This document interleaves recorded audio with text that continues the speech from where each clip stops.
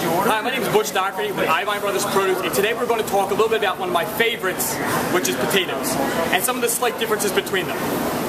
We get questions all the time. What's the difference between potatoes? What should I use for this? What should I use for that?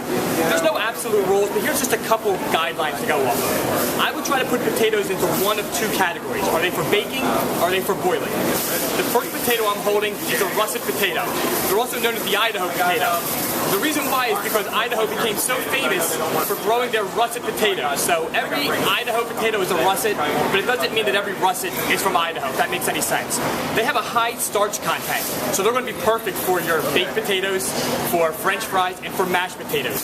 They don't hold up extremely well when you're boiling them, or when they're in like soups, so they tend to break apart a little bit, which is why they're not the premier potato for things like potato salad, and for stews, and for soups. Typically, people will use like a red bliss potato or a white potato. Now, they have a higher sugar content, which means that the potato itself will be a little more gummy, which is why if you make mashed potatoes out of a white or a red bliss, you'll notice that they're lumpier, more thicker, more like a paste. Doesn't mean they're bad, just a little bit different. They're like the premier potato for like your potato salads. There's also a couple other variations. One is a Peruvian purple potato.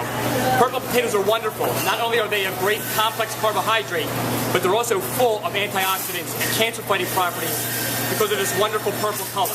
I would try to use these anytime you can. And they're going to fall in between the two categories, in between a sugar and a starch.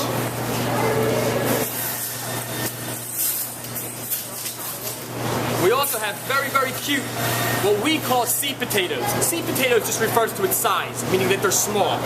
They're also called new potatoes, new meaning that they're immature, that they were pulled from the ground when they were smaller and they didn't have a chance to grow. Their skin is a little thinner.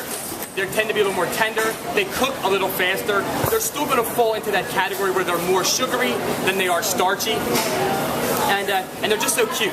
Farmers actually plant them closer together in their fields, and by putting them together they have to compete for nutrients, and it also contributes towards their small size.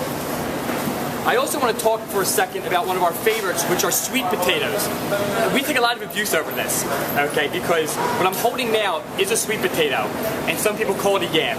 Yams are actually tough to find in the United States. They're probably all derivatives of a sweet potato, okay? This one here, if I can break it, is orange inside. This is what you use for candied yams. It's also what you use for sweet potato pie. Okay, they're wonderfully nutritious, but unfortunately, they're kind of both. Some people call it a yam, some people call it a sweet potato. But there's many, many different variations. This one I'm holding here is a red sweet potato. When you cook it, they tend to be extremely sweet. So there's all different variations of potatoes. Now you know a little bit more. So why don't you come out here, try them all out, and let us know what you think, all right? Thanks.